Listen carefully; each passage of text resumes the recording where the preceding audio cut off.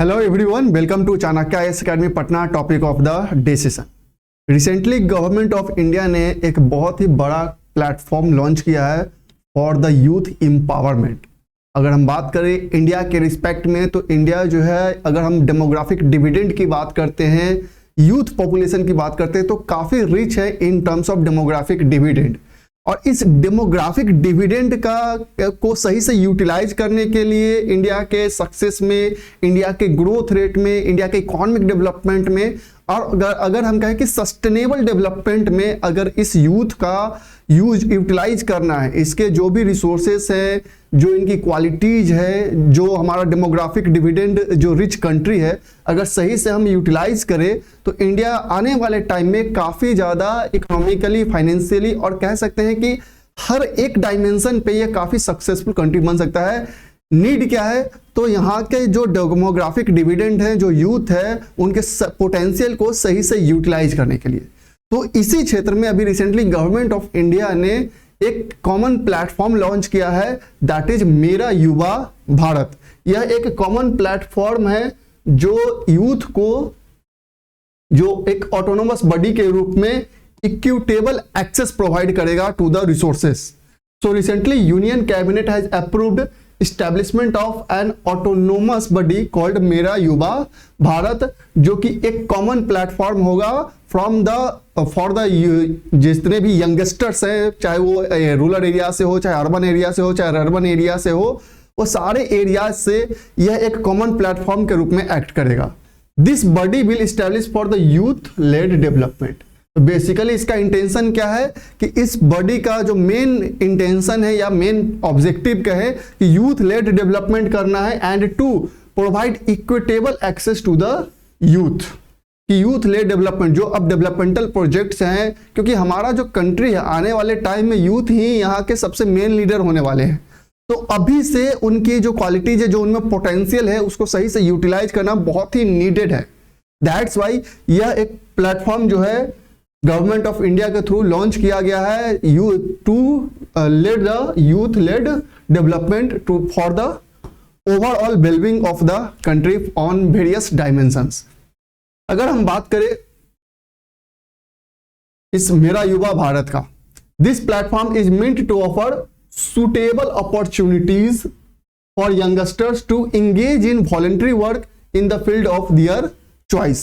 कि यहाँ पे बेसिकली यह क्या करेगा कि जितने भी अपॉर्चुनिटीज हो सकते हैं according to the need of the hour and according to the potential of the youth, ये सुटेबल अपॉर्चुनिटीज प्रोवाइड करेगा and to engage youngsters in the voluntary work in the field of their choice. और उनके जो choice of work है, यहाँ पे सबसे ज्यादा अभी बहुत सारे ऐसे रिपोर्ट्स हैं कि यंगस्टर्स वर्क कर रहे हैं बट देयर जो चॉइस है वर्क का, वह वर्क जो कल्चर है वो उनके अकॉर्डिंग नहीं है, तो सही से अपना वो कंट्रीब्यूशन नहीं दे पा रहे हैं। दैट्स वाई यह अब इस प्लेटफॉर्म का क्या एम है कि जो चॉइस ऑफ वर्क है वो डिफाइंड होना बहुत जरूरी है। It will act as a one stop shop for young people and various central government ministries and will also create centralised youth data base. और ये जितना भी यूथ है हमारे यहाँ जिनका जो पोटेंशियल है उसके अकॉर्डिंग यह एक सेंट्रलाइज्ड डाटाबेस ये तैयार करेगा यूथ का, जो कि सेंट्रल गवर्नमेंट के लिए भी वह एक बेसिकली क्या है वन स्टॉप सॉल्यूशन की तरह वर्क करेगा, ताकि जो यंगस्टर्स हैं उन्हें डिफरेंट सेक्टर्स में एम्प्लॉयमेंट दिया जा सके। द मेरा Yuva Bharat bill launched on 31 October 2023 on national unity day, और इसे अभी रिसेंटली 31 अक्टूबर को लॉन्च किया जाएगा नेशनल यूनिटी डे के दिन। अब हम बात करें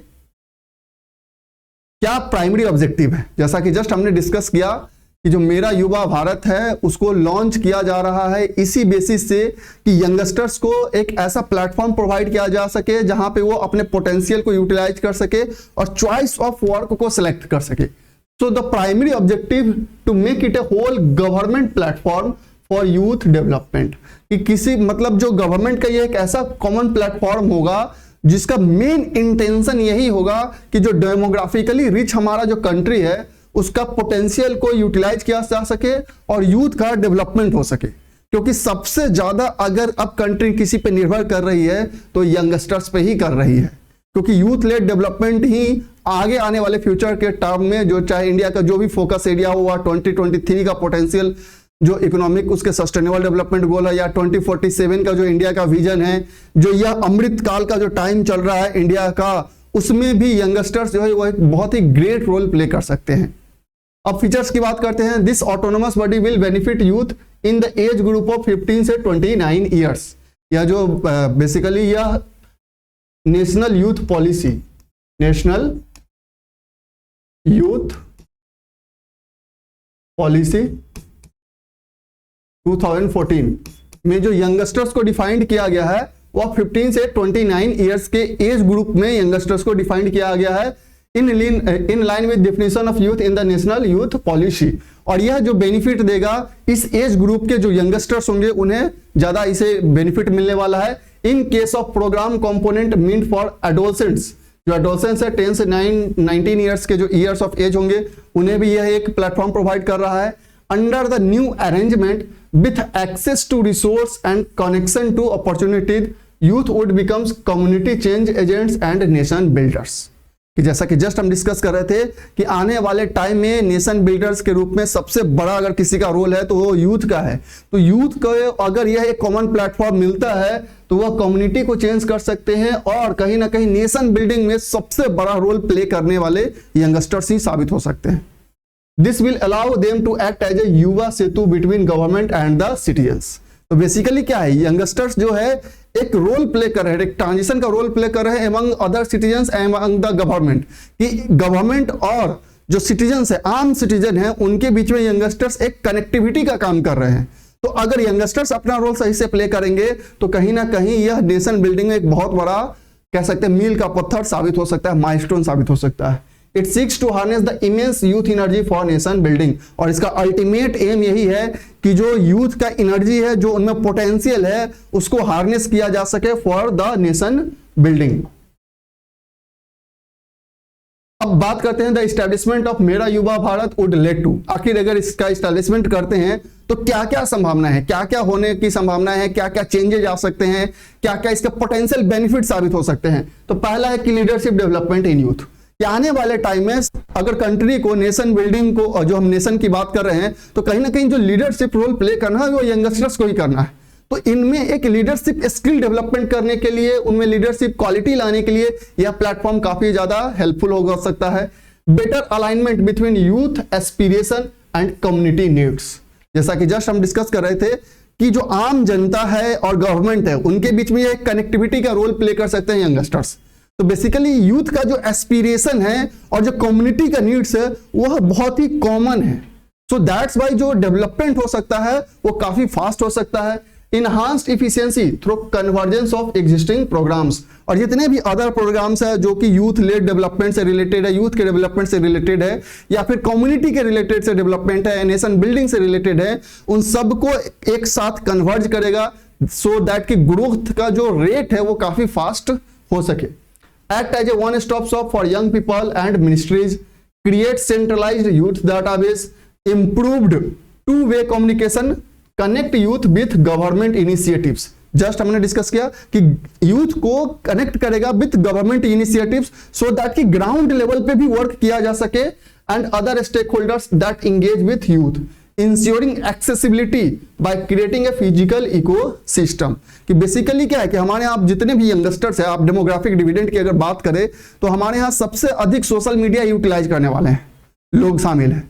हर एक सोशल मीडिया पे लोग अभी कनेक्टेड है। तो एक जगह से अगर यूथ मोबिलाइज हो सकते हैं तो यहाँ पे ये फिजिकल सिस्टम भी क्रिएट किया जा सकता है, जिससे कि जो कह सकते हैं कि अगर एक जोन के कोई यूथ एस्पायर होते हैं, वो कोई इनिशिएटिव लेते हैं, तो दूसरे जोन के भी यूथ इंस्पायर होंगे और उससे इनिशिएटिव स्टार्ट होगा, जो बेसिकली क्या करेगा, एक इकोसिस्टम क्रिएट करेगा टुवर्ड्स द नेशन बिल्डिंग। अब बात करते हैं नीड, क्यों नीड है इसका भाई। तो बहुत ही सिंपल लॉजिक है कि नीड इसलिए है क्योंकि हमारे यहाँ जो डेमोग्राफी है उसका सही से यूटिलाइजेशन नहीं हो पा रहा है। जो यंग हम जनरेशन कहते हैं, according to national youth policy 2014, 15 से लेकर 29 ईयर्स, सबसे ज्यादा अगर मिस्टेकली जो हम कह सकते हैं क्राइम्स जोन में अगर इन्वॉल्व होते हैं तो इसी एज ग्रुप के लोग हो रहे हैं। तो उनको एक ऐसा प्लेटफॉर्म प्रोवाइड करने के लिए ताकि उनका जो पोटेंशियल है वो सही डायरेक्शन में यूटिलाइज हो सके, इसीलिए इस प्लेटफॉर्म का काफी ज्यादा नीड है। India's youth are play a critical role in defining the future of nation, especially at the juncture of pivotal juncture of India 75 years of independence, जो हम लोग अमृत काल अभी सेलिब्रेट कर रहे हैं, अमृत काल, उसमें सबसे ज्यादा अगर कोई इंपॉर्टेंट रोल किसी का है तो यही एज ग्रुप में यंगस्टर्स का है। विजन 2047 जो है इंडिया का requires a framework that can bring rural youth, urban youth and rurban youth under a single platform.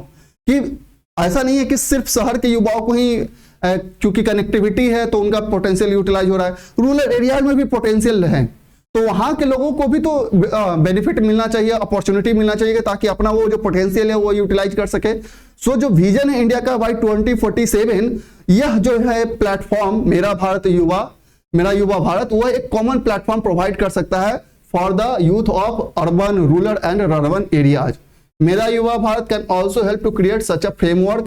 There is a need to establish a new contemporary technology-led platform for the government to engage with present day youth. तो यह एक need था, एक contemporary ऐसा technological platform जरूरी था जहां की गवर्नमेंट को यूथ से कनेक्ट किया जा सके।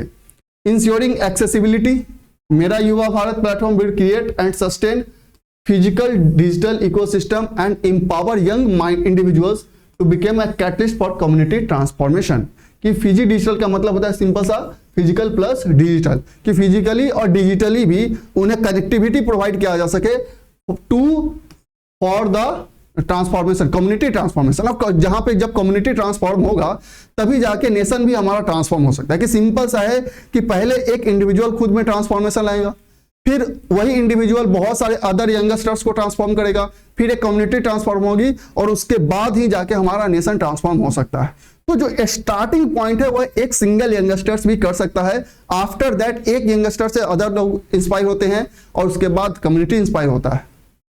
रिसेंटली अब वेब पोर्टल, इसका एक बहुत बड़ा एग्जांपल है, web portal of department of youth affairs yuva.government.in posted a nation-wide program called मेरी माटी मेरा देश, in which 50 million young people participated। अभी रिसेंटली यह एक इनिशिएटिव लॉन्च किया गया था मेरी माटी मेरा देश में लगभग, जिसमें 50 मिलियन यंगस्टर पॉपुलेशन जो है वो पार्टिसिपेट किए थे और लगभग 23 मिलियन सैपलिंग्स जो है ट्री के वो इम्प्लांट किए गए थे। इस अमृत विकास पैन इंडिया के जो इनिशिएटिव है उसके तहत, इसमें लगभग जो इनिशिएटिव के तहत ऐसा बताया गया था कि ये तो आपको डाटाज हैं, इससे भी अदर्स अधिक संख्या में कह सकते हैं कि इम्प्लांटेशन किया गया था इस इनिशिएटिव के तहत मेरी माटी मेरा देश। तो आप देख सकते हैं कि एक कॉमन प्लेटफॉर्म से कितना बड़ा चेंज लाया जा सकता है। तो गवर्नमेंट का जो ये इनिशिएटिव है मेरा युवा मेरा भारत, वो काफी ज्यादा हेल्पफुल होने वाला है। तो बेसिकली यही था मेरा भारत मेरा युवा भारत, जो कि एक कॉमन प्लेटफॉर्म है जो गवर्नमेंट के द्वारा रिसेंटली लॉन्च किया गया था। एम क्या है कि यूथ लेड डेवलपमेंट करना है, उन्हें एक कॉमन प्लेटफॉर्म प्रोवाइड करना है ताकि वो अपना रोल, अपना पोटेंशियल जो है वो कंट्रीब्यूट कर सके in the nation building. So that's all for today, thank you.